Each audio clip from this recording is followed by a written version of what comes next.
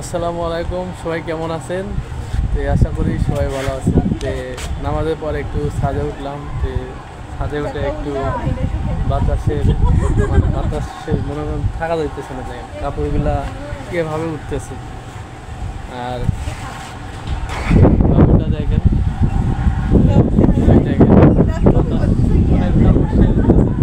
ওই যে বাবু, এই যে সাইম বাবু, ওই যে টুপি মাথায় দিতেছে, এই যে মানে বাতাস তো মনে হয় থাকা যাইতেছে না, মোবাইল দিয়ে মনে হয় কাঁপতেছে এরকম।